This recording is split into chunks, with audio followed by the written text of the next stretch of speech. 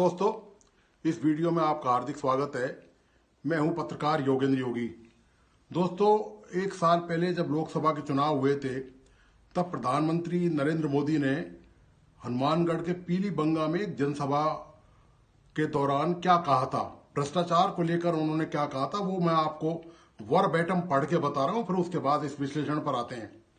तो प्रधानमंत्री ने यह कहा कि प्रधानमंत्री बोले कि पहले 2014 से पहले टैक्स के पैसों का घोटाला कर भ्रष्टाचार के रूप में इस्तेमाल करने का कांग्रेस पर आरोप लगाया। यानी कि जो गहलोत गवर्नमेंट थी, गहलोत सरकार थी, उस पर आरोप लगाया कि ये घोटाले और भ्रष्टाचार कांग्रेस की सरकार कर रही है। उन्होंने कहा कि राजस्थान में भी पिछले 5 वर्षों में जो भ्रष्टाचार हुआ है वो लाल डायरी में अंकित है। एक वो लाल डायरी का मामला आपको याद होगा, वो लाल डायरी का एक प्रकरण हुआ था कि जो लाल डायरी बरामद हुई थी और वो उसको लेकर काफी हंगामा हुआ था और उसमें था कि इसमें भ्रष्टाचारियों के नाम लिखे हुए हैं। उसका कोई जिक्र प्रधानमंत्री मोदी ने किया।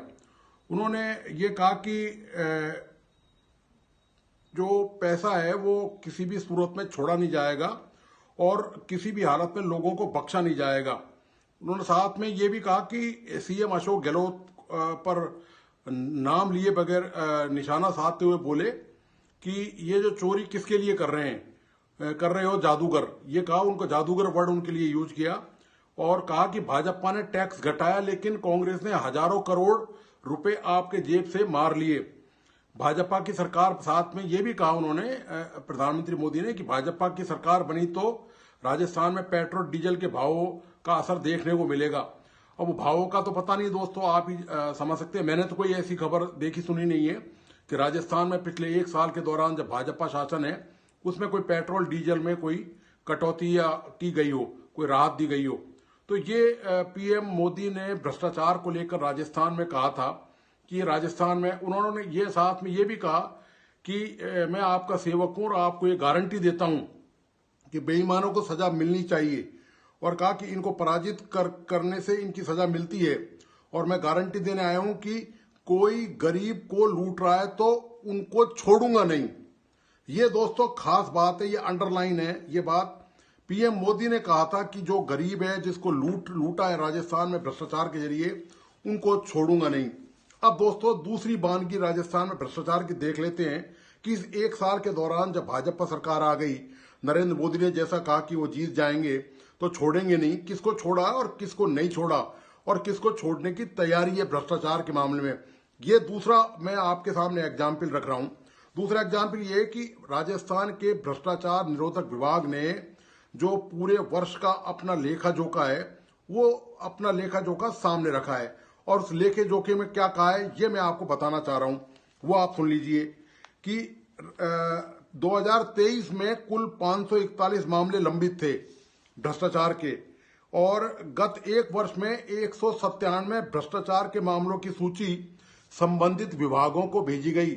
यानी कि मुख्यमंत्री भजनलाल सरकार के जो विभाग हैं उन विभागों में 197 ऐसे कार्मिकों की, अधिकारी कर्मचारियों की सूची भेजी गई कि इनके खिलाफ कृपया अनुमति दें भ्रष्टाचार की कार्रवाई करने की, ताकि एंटी करप्शन इनके खिलाफ कार्रवाई कर सके, इनके खिलाफ चालान अदालत में प्रस्तुत किया जा सके। लेकिन दोस्तों उनमें से एक के खिलाफ भी चालान की अनुमति, कार्रवाई करने की अनुमति किसी विभाग ने नहीं दी। वो और इनमें से 76 भ्रष्टाचार के मामलों की जांच करवाने के मामले में पहले अनुमति लेने की जरूरत थी, तो लेकिन एक भी मामले में ऐसा नहीं किया गया। और ये टॉप 5 कौन से विभाग हैं जो राजस्थान में जिनमें सर्वाधिक करप्शन के मामले एंटी करप्शन में आए हैं? वो हैं स्वायत्त शासन विभाग, इसमें कुल 121 मामले सामने आए। ग्रामीण विकास पंचायती राज, इसमें आए 76 मामले। कार्मिक विभाग में आए 53 मामले। राजस्व विभाग में आए 35 मामले। नगरीय विकास आवास में आए 24 मामले। ये हालत है दोस्तों कि भ्रष्टाचार को लेकर बहुत गरजने बरसने वाले और तमाम बातें करने वाले, लेकिन जब भ्रष्टाचार पर कार्रवाई करने की बारी आती है तो सब एक ही जैसे दोस्तों नजर आते हैं। मैंने पहले भी ये बात कही थी आपको कि ये सब एक जैसे नजर आते हैं। तीसरी एक बानगी दोस्तों मैं आपके सामने रखना चाहता हूं कि अभी पिछले दिनों एक वीक करीब 10 दिन पहले राजस्थान के लोकायुक्त ने अपना वार्षिक प्रतिवेदन राज्यपाल को सबमिट किया है। उस वार्षिक प्रतिवेदन में लोकायुक्त महोदय ने क्या लिखा है, क्या कहा है, वो आप जरा उस पर एक बार नजर डालिए और आप देखिए। ये है कि उसमें 184 लोक सेवकों द्वारा भ्रष्टाचार और गंभीर लापरवाही, दायित्वहीनता व पद के दुरुपयोग के मामले सामने आए, जो लोकायुक्त में दर्ज हुए मामले, और इन मामलों में कार्रवाई के लिए विभागों को लिखा गया है और इनसे करीब 5 करोड़ 45 लाख रुपए की वसूली भी की गई है।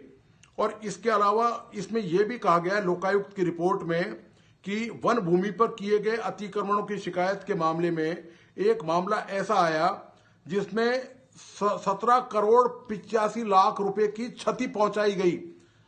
17 करोड़ 85 लाख की राज्य सरकार को चूना लगाया गया और इसमें कार्रवाई करने को लिखा है। कार्रवाई के लिए सरकार, आप जानते हैं कि भ्रष्टाचार की बात करना और अलग है, बड़ी बड़ी डींगे हाँकना, लेकिन पारदर्शिता इस रिपोर्ट पर भी क्या कार्रवाई की, क्या आपने कभी कोई खबर सुनी, क्या कोई आपको सूचना मिली? बिल्कुल नहीं मिली दोस्तों। मैं लगातार नजर रखता हूं इन सब मामलों को लेकर कि इन पर कोई सरकार ने अभी तक कोई बयान नहीं दिया। किसी मंत्री की तरफ से, विधायक की तरफ से, मुख्यमंत्री की तरफ से करप्शन को लेकर पिछला जो करप्शन का रिकॉर्ड है, और ये एक जो साल है जो भाजपा सरकार के दौरान का जो एक ईयर निकला है जिसमें भाजपा सरकार ने बड़ी उपलब्धियों का ढिंडोरा पीटा है, उसमें करप्शन को लेकर सब कुछ गायब है। ये वही करप्शन का मुद्दा है दोस्तों जी। पूरे प्रदेश में जब चुनाव के दौरान, चाहे वो लोकसभा के हों चाहे विधानसभा के हों, किसी भी भाजपा नेता ने, पीएम मोदी सहित सारे नेताओं ने कसर नहीं छोड़ी, आग उगलते रहे वो गहलोत सरकार के खिलाफ। मैं आपको एक और चौथा उदाहरण देके बता रहा हूं कि चुनाव के दौरान कांग्रेस भाजपा के वरिष्ठ नेता अरुण चतुर्वेदी ने एक बयान दिया था, प्रेस कॉन्फ्रेंस की थी, एक सूचना जारी की थी कि अशोक, सीधा सीधा नाम लेते हुए कि मुख्यमंत्री, उस समय जब मुख्यमंत्री अशोक गहलोत थे, उन्होंने और उनके परिवार के लोगों ने 13.5 करोड़ या 14 करोड़ की जो सरकारी जमीन है उसकी हेराफेरी की है। यानी कि 13.5-14 करोड़ की जमीन का जो घोटाला मुख्यमंत्री गहलोत और उनके परिवार के लोगों ने किए, उस मुद्दे पर आज तक आप जानते हैं कोई कार्रवाई नहीं हुई। गहलोत के परिवार या गहलोत के खिलाफ बिल्कुल भी कुछ भी नहीं हुआ, कोई मुकदमा दर्ज नहीं किया गया, कोई कार्रवाई उनके खिलाफ नहीं हुई है। गिरफ्तारी तो दोस्तों बहुत बड़ी बात है। दोस्तों मैंने पहले भी कहा था आपसे कि ये राजनीतिक दल हैं, इनके हाथ जो है दांत खाने के और हाथी के दांत खाने के और दिखाने के और जैसी हालत है इनकी। ये दोस्तों सब एक थैली के चट्टे बट्टे नजर आते हैं। जब भ्रष्टाचार पर कार्रवाई करने की बात होती है तो सबके सब नतमस्तक भ्रष्टाचारियों के सामने नजर आते हैं कि कोई ना कोई उनका संरक्षक नेता ही होता है निश्चित तौर पर। और रहा सवाल आईएएस के खिलाफ कार्रवाई करना या आईपीएस के खिलाफ, ये जो कार्रवाई है ये छोटे सेवक हैं, ये छोटे राज्य कर्मचारी हैं, इनमें कोई आरएएस या आरपीएस कोई होगा, लेकिन आईएएस और आईपीएस के खिलाफ सरकार की हिम्मत नहीं है। यही वो बीजेपी जो है वो आरोप लगा रही थी, भ्रष्टाचार आकंठ में डूबा हुआ है पूरा प्रदेश गहलोत शासन के दौरान, और अब दोस्तों उस पर पूरी तरह से मौन साधे हुए। और मैं तो ये कह रहा हूं कि भाजपा सरकार ने, भजनलाल सरकार ने भ्रष्टाचार पर समझौता कर लिया है। किसी भी तरह का समझौता हो चाहे वो, क्योंकि इन मामलों में कोई कार्रवाई नहीं करना, सरकार द्वारा कोई स्टेटमेंट जारी नहीं करने से साफ जाहिर है कि भ्रष्टाचारियों के सामने सरकार ने घुटने टेक दिए हैं। ये दोस्तों भ्रष्टाचार का हाल है राजस्थान में कि दावे क्या किए थे और दावों की कैसे पोल खिल गई, कैसे हवाई किले बांधे थे और वो अब जमीन पर आ गिरे हैं। तो दोस्तों आपको आज का विश्लेषण कैसा लगा, प्लीज अपने लाइक्स एंड कमेंट के साथ बताइए। इस वीडियो को अपने दोस्तों और परिजनों को जरूर शेयर करें। मेरी तमाम मित्रों से रिक्वेस्ट है कि ये नया राजस्थान का यूट्यूब चैनल है, विश्लेषण इस पे मैं करता हूं, तो प्लीज इसको सब्सक्राइब करें और बेल आइकॉन का बटन जरूर दबाइए। धन्यवाद, नमस्कार।